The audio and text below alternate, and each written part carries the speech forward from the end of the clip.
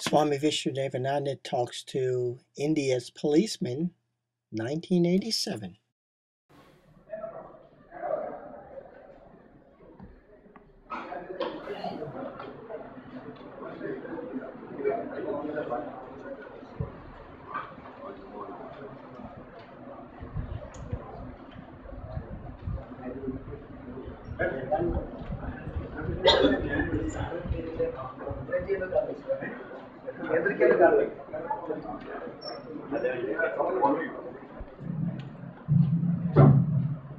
President Mr. Bhaskar Nair, Swamiji and friends.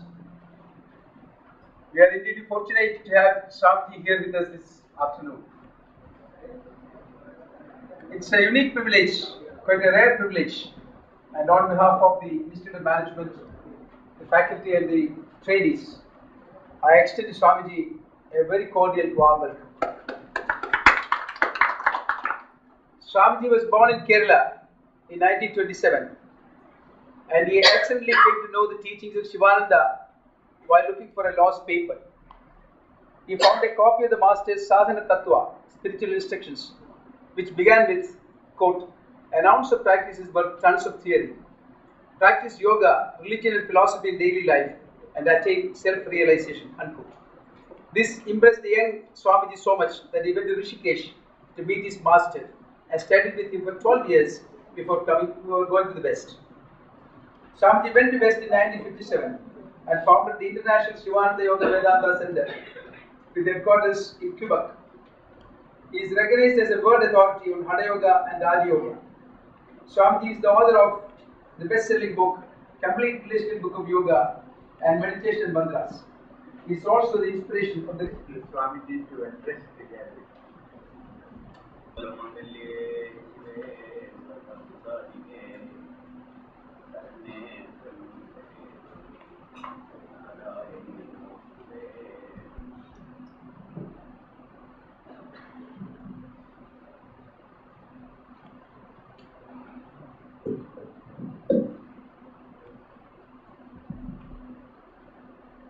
I'm very, very happy to be here in this beautiful institute. Just a week ago, I was in Delhi of an institute similar nature. It's called Development Management Institute. Here it's called Institute for Management. It's been directed by General Chibar, retired General Chibar. He's known to me for a long time, so he invited me. And there also I met many great workers in the fields of management, development, and related subjects. They are teaching there too. I'm very happy to reach this place also. I just read casually a few minutes ago about this institute. Management. What is management and how to manage? It starts from within. Managing one's own mind. That's the most difficult to manage. Yoga teaches a technique of managing one's own mind, as our ancient scriptures describe the word mind. Maniyo Manushyanam Karanam Bandha Mokshayo means mind alone is man's cause for his liberation. The same mind is cause for his bondage, depending on how you use it. It's like a ladder. If you know how to use a ladder properly, it will take you up. If you do not know how to use a ladder properly, you will fall down from the ladder and break your head or even the earth itself. Same thing with your mind too. So yoga is a subject universal. It does not belong to Hinduism or any particular religion. Though great ancient Hindu masters developed the subject, it is purely the control of the inner mind by which you can reach your goal, that is your self-atman, substratum. So there are two things there in this universe. That is the mind, and this mind creates this illusion. There is separation between man and man, separation between man and God. And that separation is created by the mind. And the mind means it's not just an imaginary thing. Mind is concrete, like the physical body. In fact, body is only its projection. Mind and body, or mind and matter, are not two different things. Mind is the subtle portion of the body or matter, and the body and matter are the gross portion of the mind. And here you can see this light is shining, and that light, though it appears to be a gross ball, but within that there is an existing energy, invisible, which became visible. That electrons, etc., is changed into a particular wavelength. That invisible electrons now projects the visible light. It's a simple example like that. But the force is in the subtle portion, not in the gross portion, as we always mistake. This portion, piece of metal, is solid, gross, can be felt, seen. All through our five senses we can understand. But when we look into the nature, we see the gross matter is under the influences of subtle energy.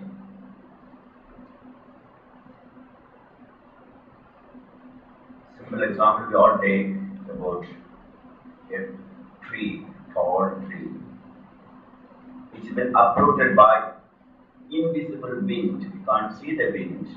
We can feel it but not see it.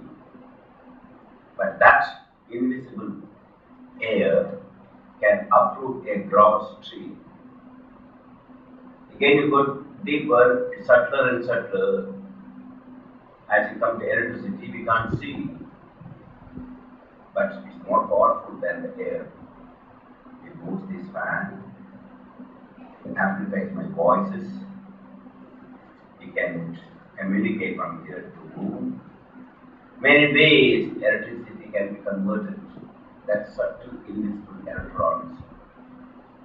Still subtler than electricity, we got prana, human energy, human magnetism or animal magnetism exists in all levels.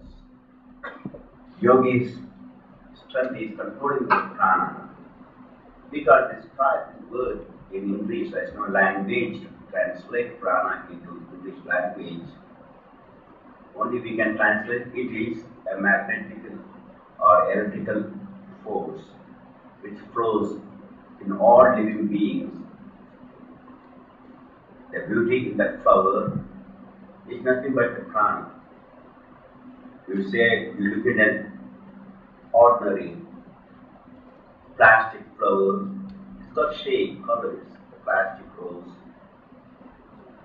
But you don't give a plastic rose to your friends or to your wife for a birthday, or you don't even offer plastic flower to God in the temples,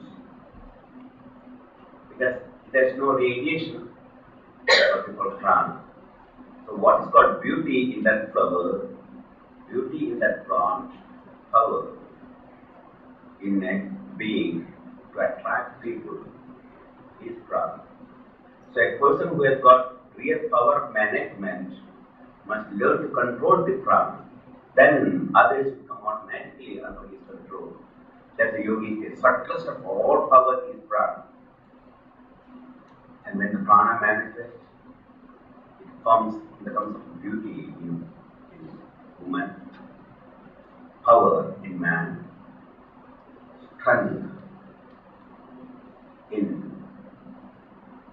people with spiritual powers and spiritual prana.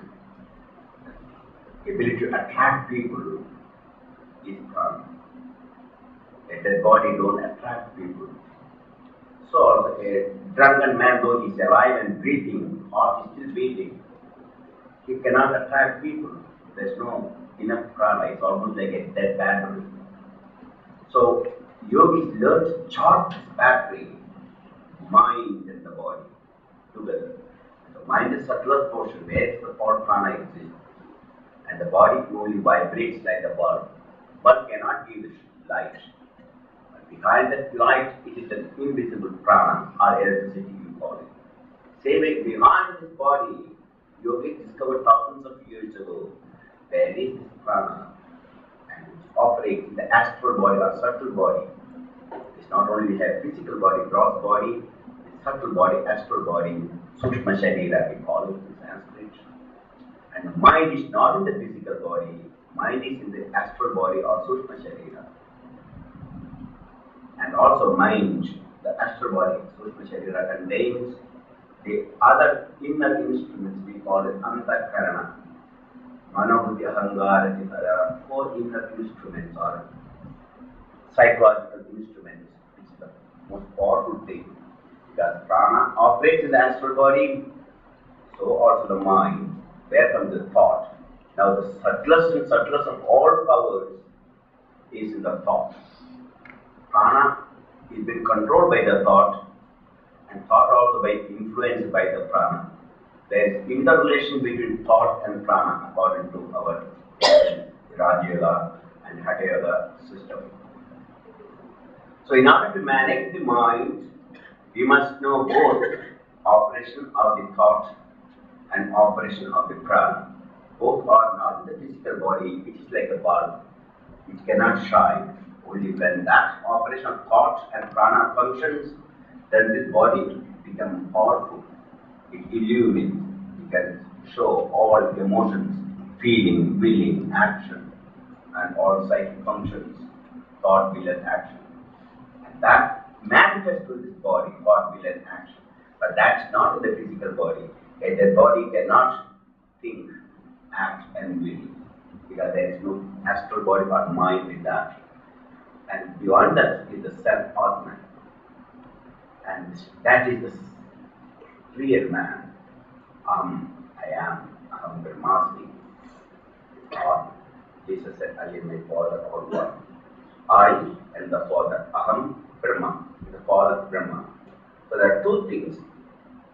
And this separation comes, I am and Father, or Aham and Brahma are different, is caused by this mind.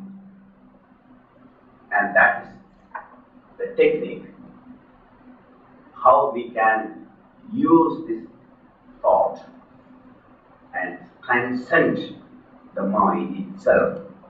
Eventually, that thought creates this universe, the most powerful energy which I mentioned, and the prana, which is its counterpart. Both are interrelated. One affects the other. Thought affects the prana, prana affects the thought. But before I go into the self-Atman, as you're all interested in the management, how yoga can help you. So first I go into thoughts and the prana. Well, some of the recent research have done. Many research has been done on many things about yoga. How the prana operates, mind operates, does the body exist or not.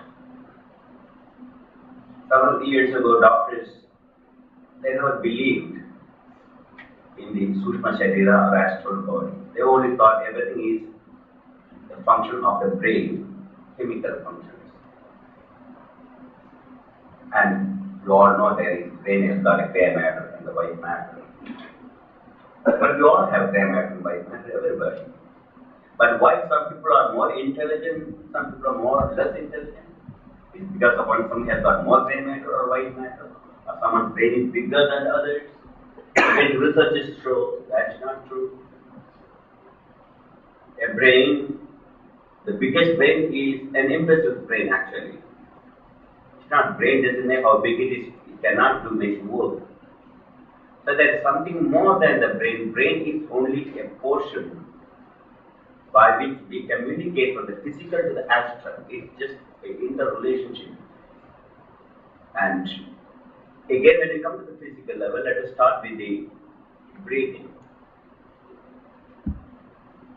Relationship with the mind, thought, prana, and the breathing, physical breathing. Yogis start with the physical breathing, because after the asanas they will come later on. Breathing and prana and thought are again have many functions together. One affects the other. As we are all now hearing my lecture, of course, we are all breathing subconsciously or unconsciously. But now, a simple experiment, how the yogis train the mind through breathing. Not physical breathing, I'll come to that later. But anyhow, physical breathing is being influenced by the thought. I just give a simple example, all of you, just for 2 minutes experiment. I will tap your breathing. Just close your eyes and try to count how many times I'm tapping. You have to intensely concentrate to hear the sound. Please sleep. Close your eyes and start counting.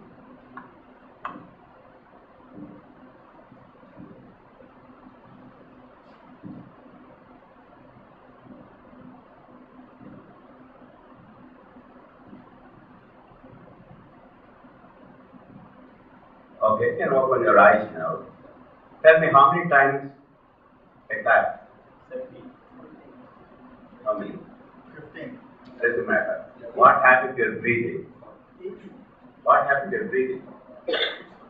I asked you to concentrate, but you stopped the breathing. Yeah. Why did you do that?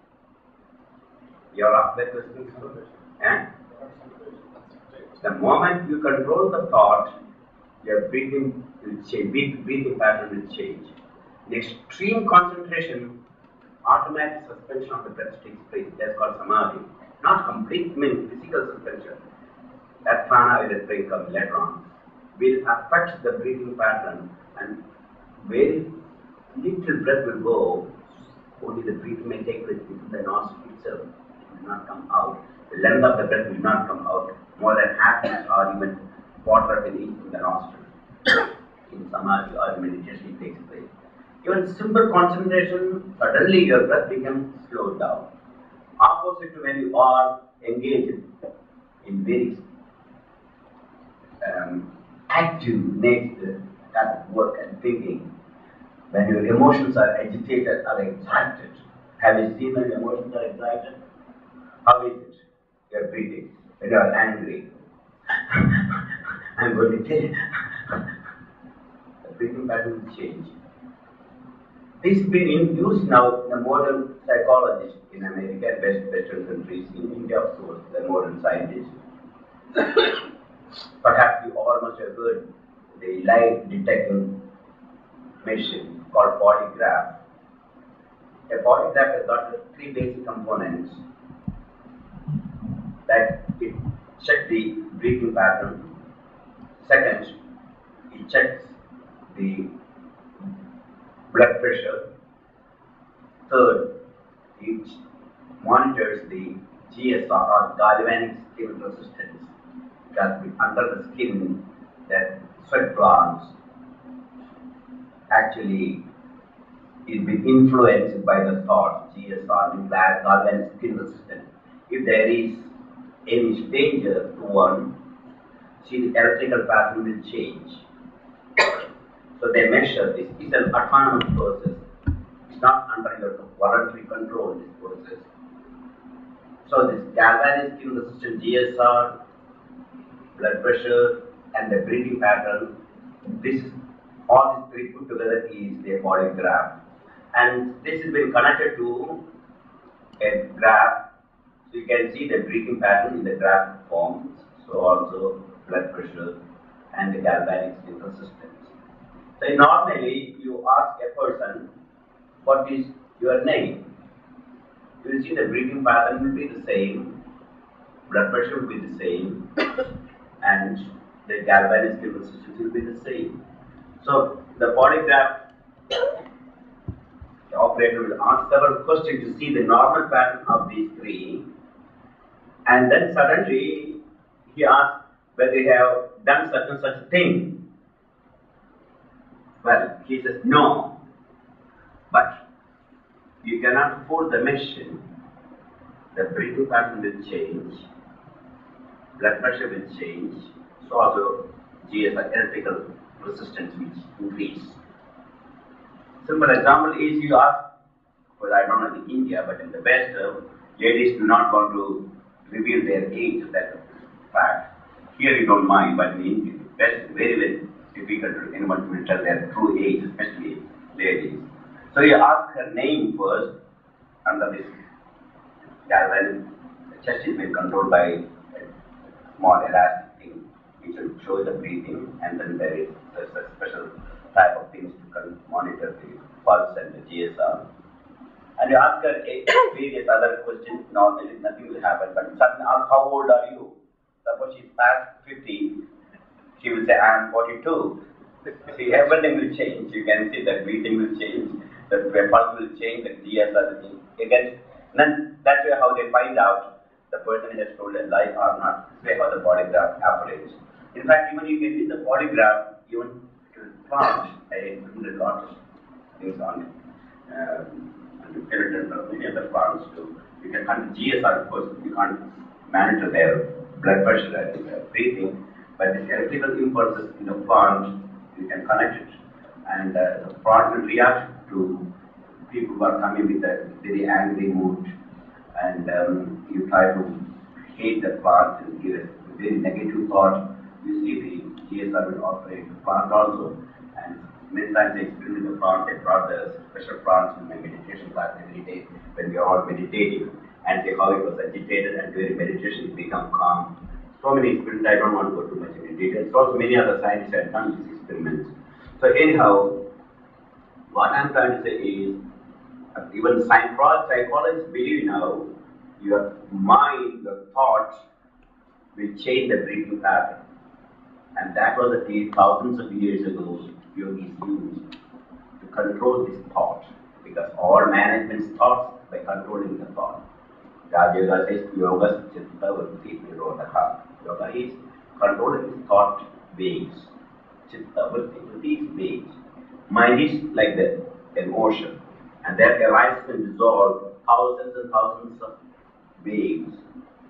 And yoga is controlling these waves. Once you know how to control these waves, even fraction of that waves you can control by your own voluntary actions. You have tremendous power. That's all the yogi's power. Now, in order to control that thought waves, you have to control the prana. Just like the waves are created in the ocean by the wind. If you want to stop that waves, you have to control the wind first. Same thing, if you want to control these thoughts and make it calm and relaxed, then you must learn to control the prana. The prana is that subtle energy which makes your physical lungs make physical muscles connected to the respiratory system, respiratory muscles like diaphragm, intercostal muscles. When these muscles are brought under a certain rhythmic state, and that is called pranayama, physical breathing. As you all did that automatically, what you control, when they ask you to count, we stop the breathing. And the breathing process is not because of lungs. Lungs is just like a balloon or a bellow of a blacksmith. It itself cannot expand or contract. You all know that.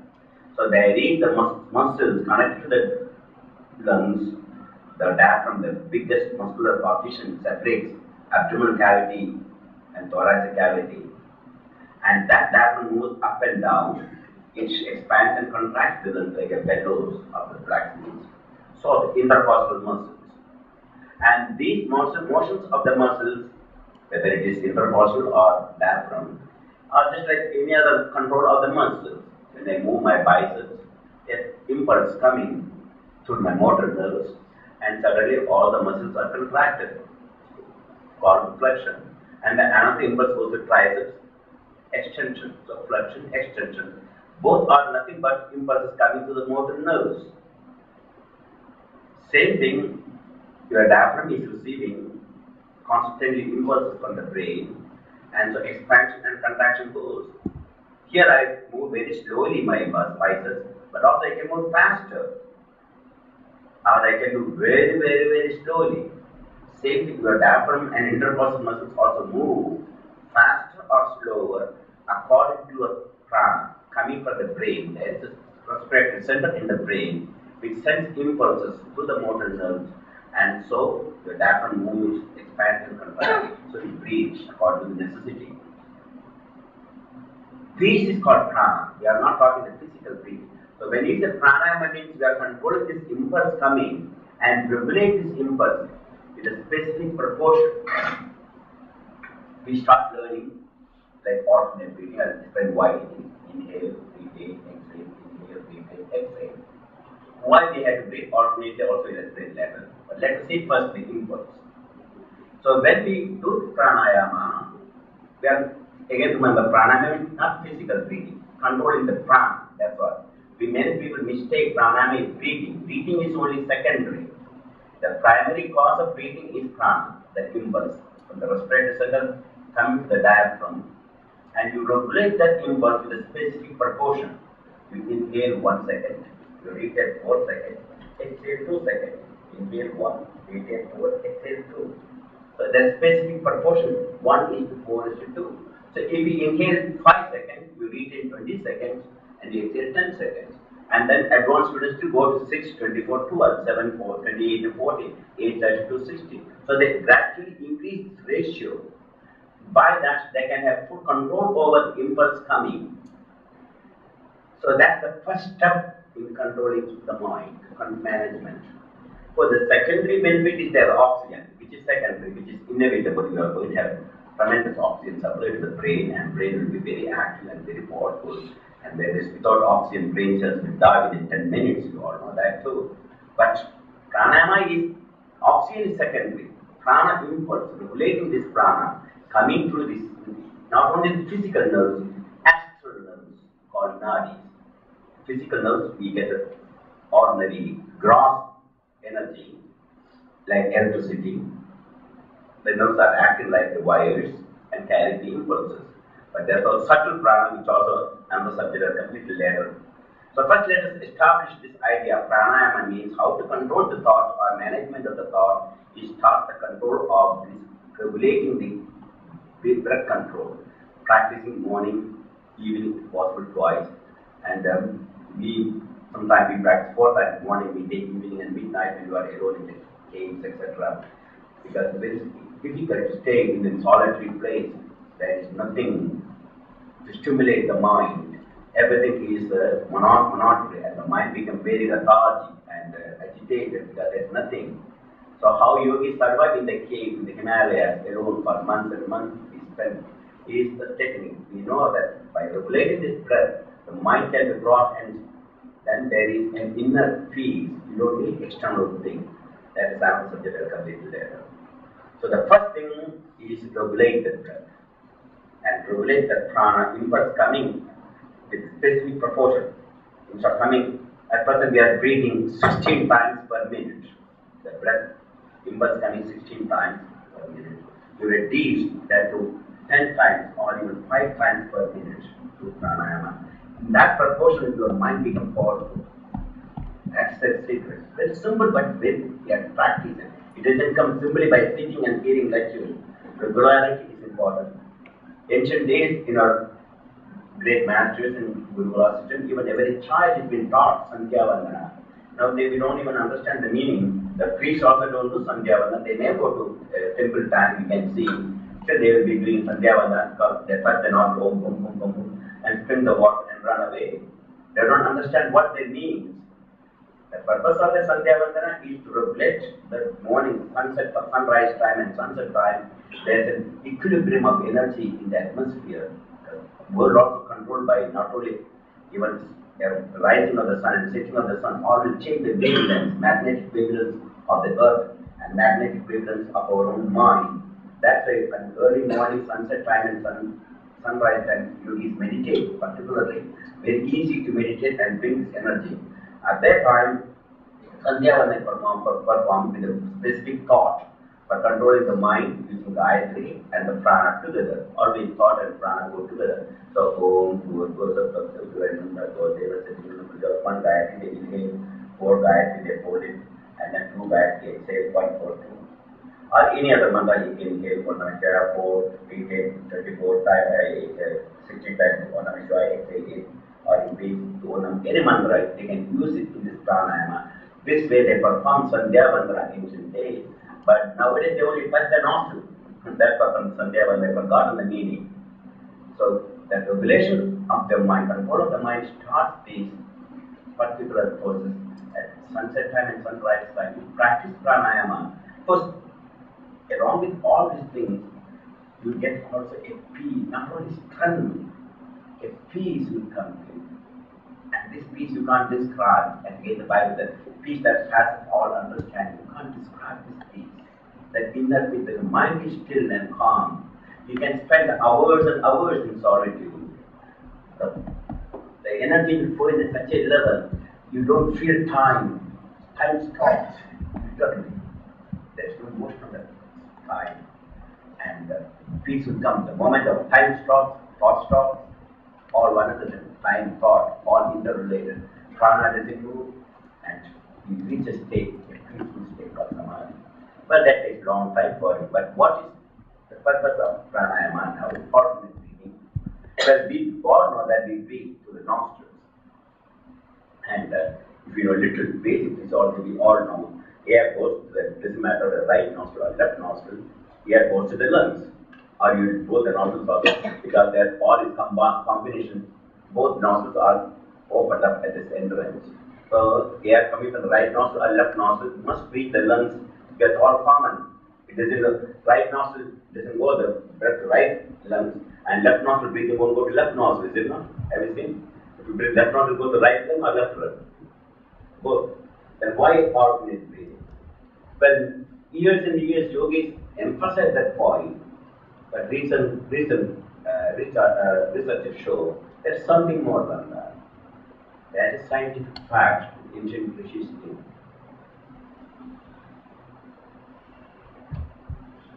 We have at present research has been done to the brain. Which are going to the natural cycle, let us take the brain cycle. The brain is divided into 2 hemispheres, you all know, right hemisphere and the left hemisphere. The right hemisphere is emotional, philosophical, devotional. The left hemisphere is analytical, mathematical, scientific. Both hemispheres have different functions.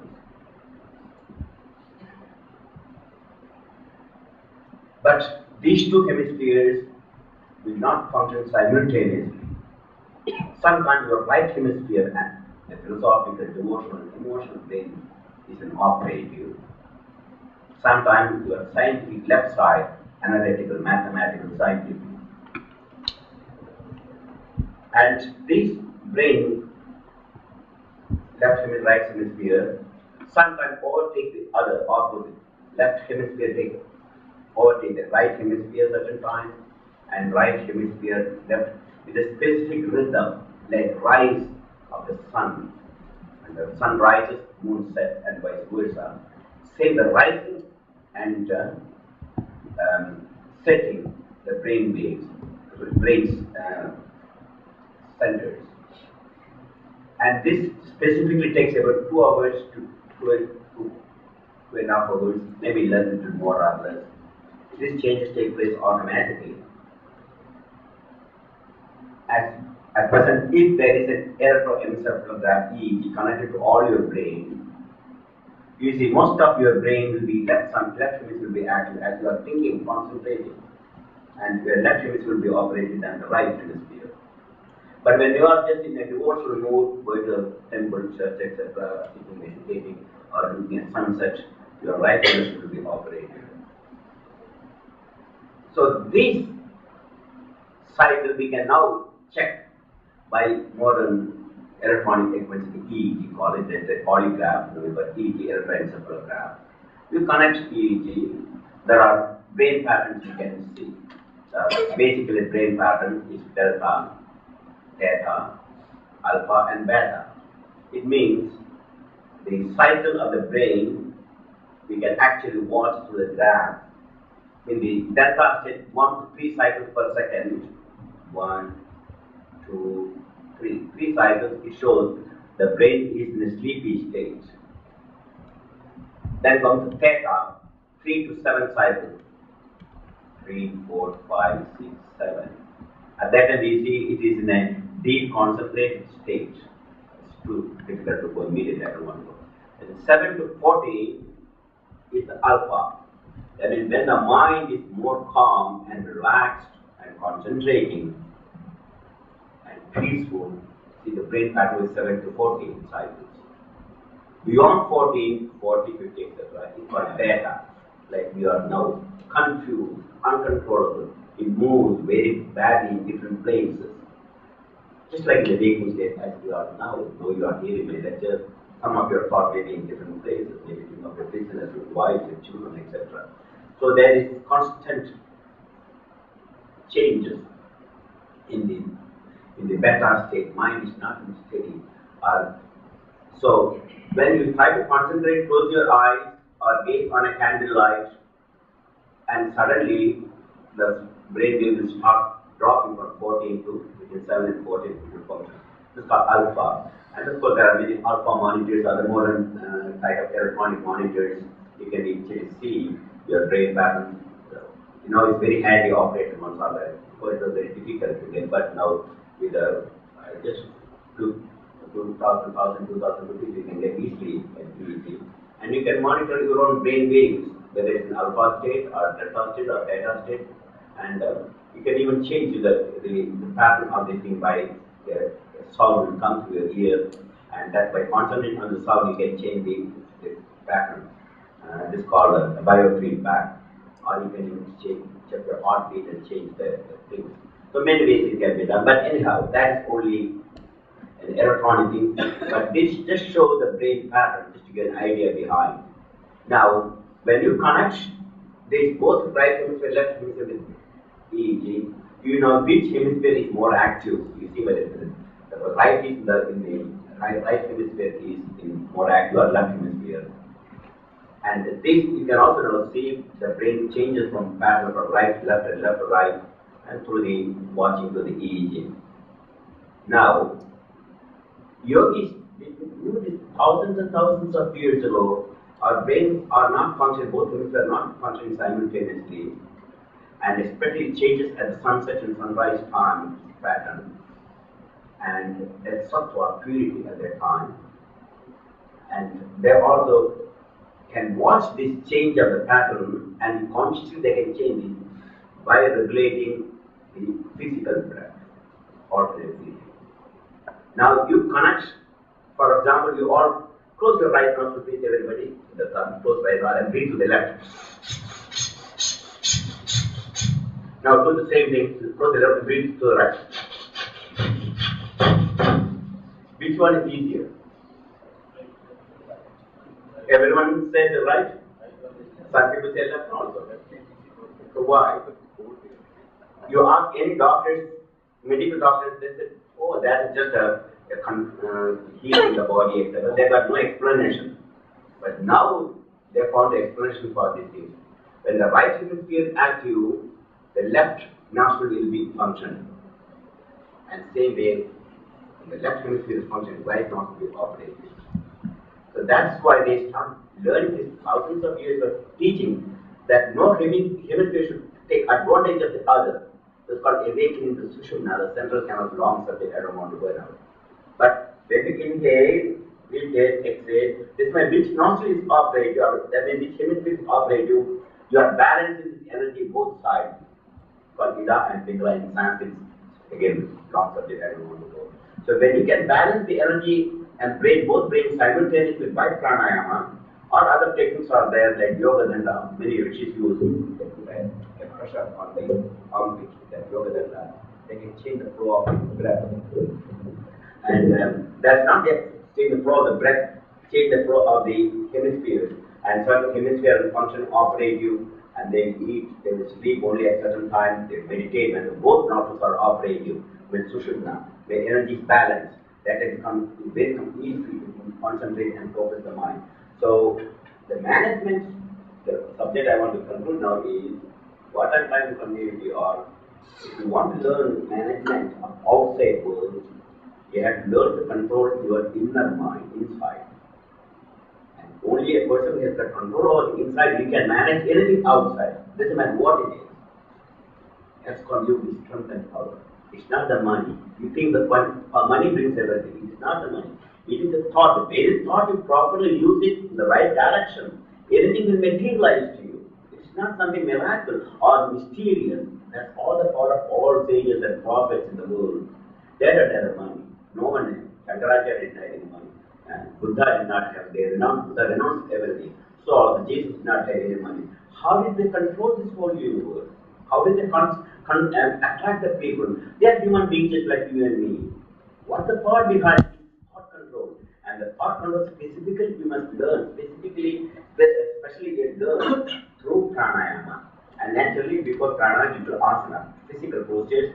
It's not physical exercise, it acts on the nadis. Chinese called meridians. Chinese use various needles and pins, and thereby they stimulate the energy. And yogis, each asana acts on different acupuncture point, acupressure area, and release the energy. Your body will glow at that time. So it's not merely food, that's chemical energy. The real energy is the subtle prana, which makes the flower glow, and which makes this bulb, which makes my voice reach you. If there is any attraction to my thought, it's because of prana. If there is no attraction, because my prana is very low. If there is any power over for you to manage others, manage your business, etc., it is prana. There's more prana. If you know how to control it, you'll be able to manage any business, anything properly. Everyone will be under your control at that time. I'm not talking to make you slave of them. I'm just telling you the techniques. That's the way you really manage. The yogi's management starts from within, and that starts with the physical body through asana, then they go to pranayama, alternate breathing and other breathing techniques, and then they go to control of the mind directly. And just like you did, slow the breath automatically for Kevala Kumbhaka in Hatha Yoga. You practice Kevala Kumbhaka after a few days and months you practice alternate breathing, you know, regulate the prana. Now you are ready to go in the deeper pranayama, more subtle pranayama, where you regulate the breath, concentrate with the mantra, inhale Om, exhale Om, or inhale Om Namo Narayana, exhale Om Namo Narayana. That the breath will not come beyond the nostril, maybe after half inch. The length of the breath will reduce, and until the breath will flow only within the nostril, inhalation exhalation takes place. At that time, prana comes the diaphragm intercostal muscles are so little, it doesn't even hardly move these muscles. And at that time, the biological changes will take, the biological rhythm. As soon as you control it, you regulate the prana and to the care of the kumbhaka, your blood pressure will change, your brain pattern will change from beta to alpha, and even you go to theta, very low cycle, between 3 and 7 cycles you go. And so brain pattern, brain will change, your blood pressure will drop, the heartbeat will slow. In fact, all metabolic activity will slow down. Once you know how to regulate that simple prana. And as the metabolic activity slows down, then only you will reach the subtle portion of the astral body where the mind exists. And then slowly you start operating to the higher mind, not in the ordinary mind called intellect, subconscious. You start operating intuition. The mind has got 3 aspects, 3 wavelengths. The lower, middle, and the higher. The lower is called subconscious mind, by instinct, just like animals, instinct. And second is the intellect, reasoning. And above the reasoning is called intuition. It is, we can't describe, it's inspiration. When the inspiration comes, you become a true scientist, like Einstein. He said that the greatest experience is the mystical experience, though he's a scientist.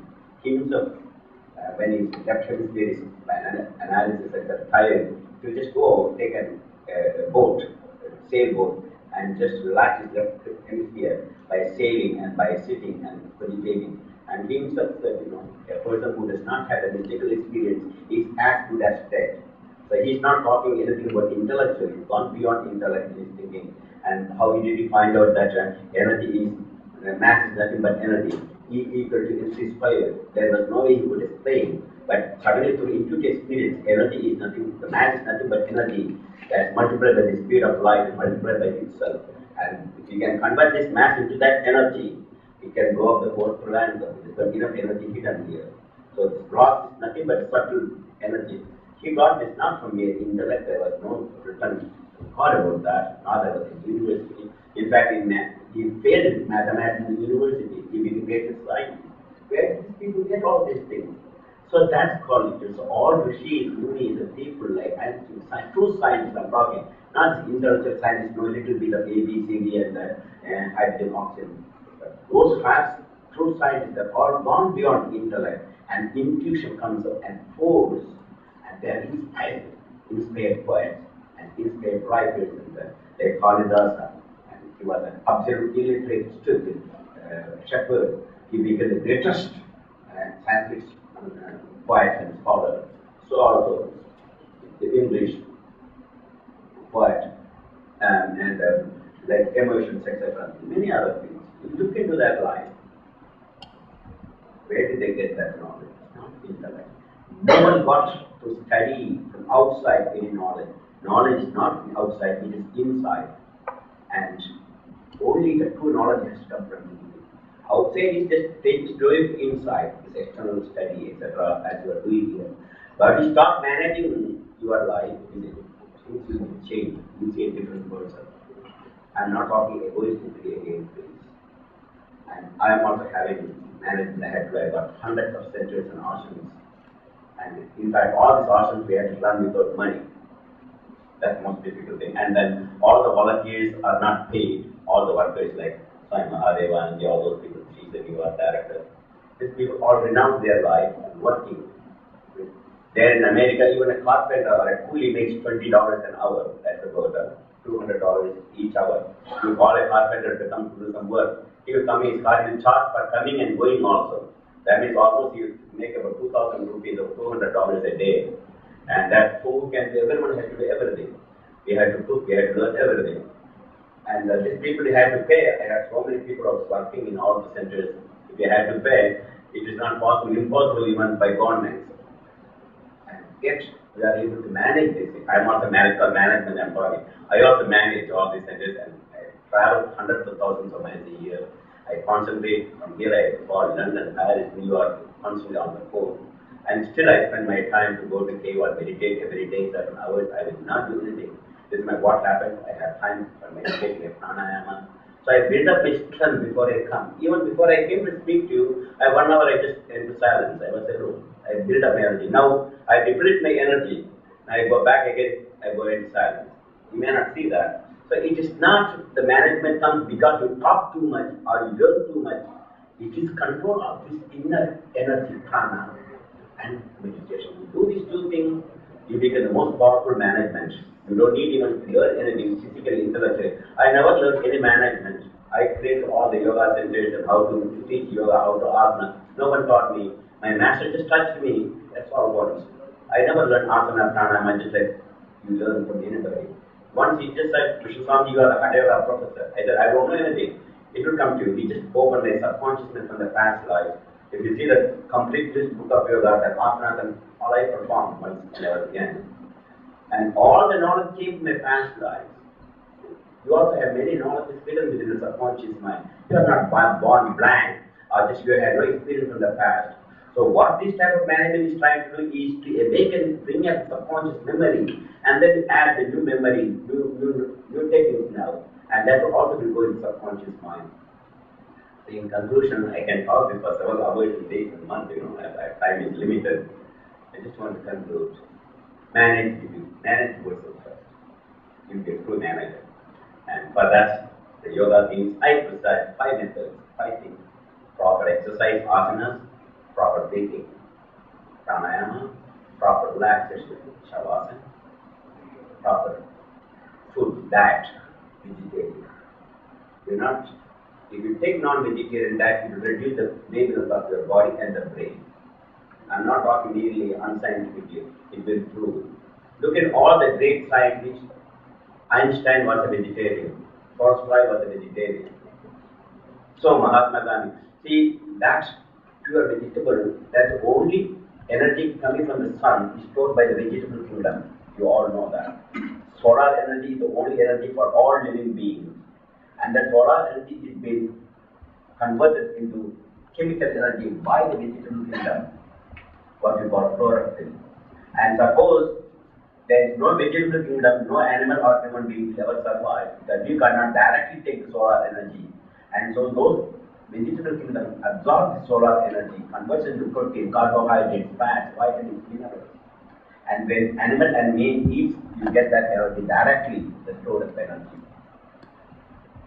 But when you eat the meat, you are only eating the meat of those animals who are herbivores, not carnivores. You don't eat dogs, cats, and other carnivorous animals.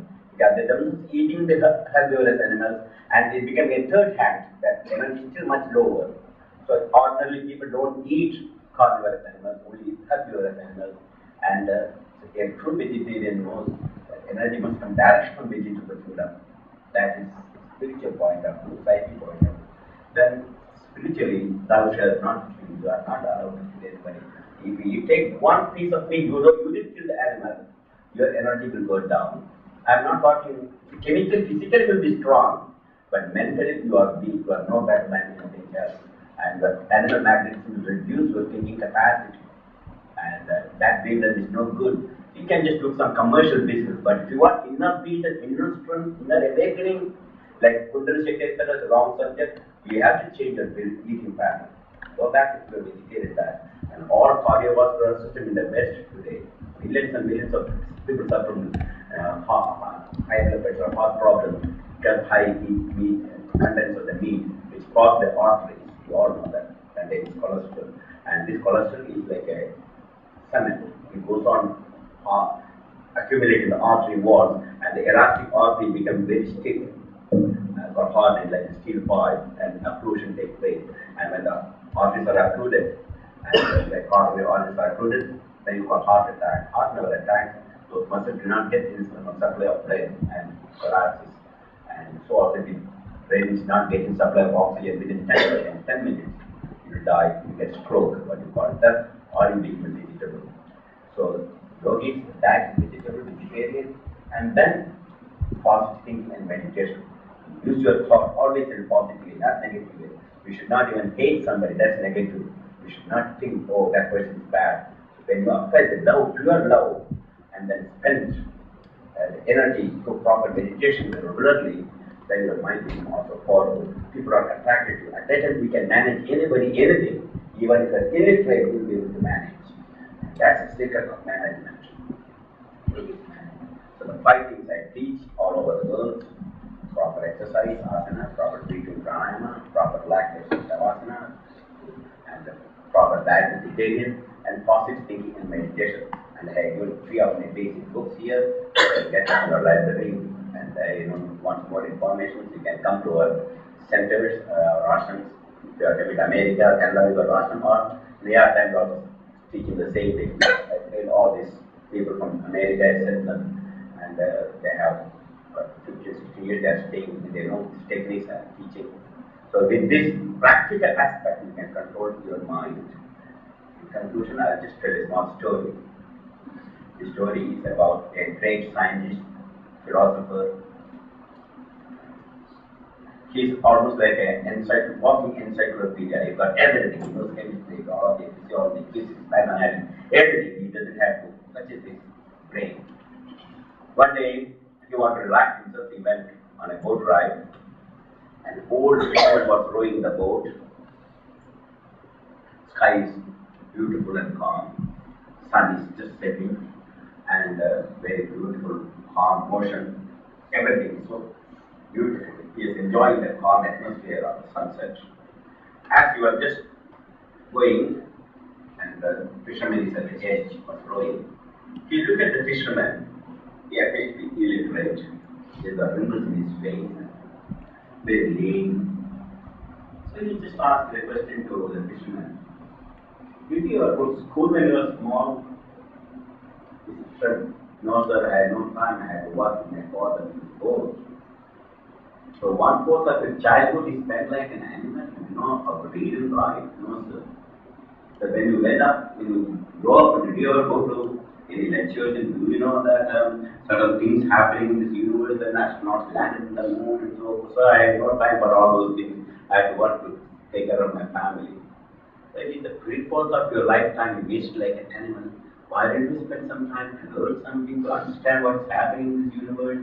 Why don't as this type of admonition is going on, suddenly the weather changed.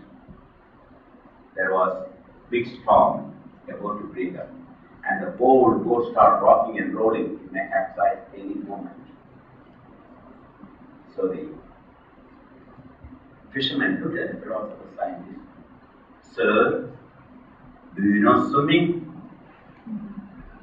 He said negatively. Sir, you wasted all your life. Your chemistry, biology, physiology, management, nothing can save you because you don't know a simple thing how to take care of your body through swimming. And that's the story of all of us too. You know how to manage everything. You know how to manage big business, etc. But first of all, you don't know how to manage your own body and your own mind. So yoga says, take care of the body first. Don't worry about the mind and kundalini, etc. That comes later. Start with your body and then go to mind and then you go to the higher self Atman through meditation. And I don't want to subject Atman now is a long subject.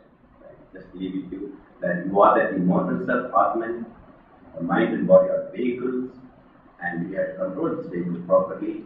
For this, we have to consider the body as a motor car. This car needs 5 things. It needs oiling and lubrication. This means what type of car it is, how expensive it is. It needs a cooling mechanism. Third, it needs proper battery and electrical mechanism. Fourth, gasoline or petrol we call it. Fifth, a sensible driver behind the wheel. If you have all these 5 things, then you can manage this body. So the oiling and lubrication is asanas or postures. And the relaxation is the cooling system. Pranayama, which are the solar effect with battery.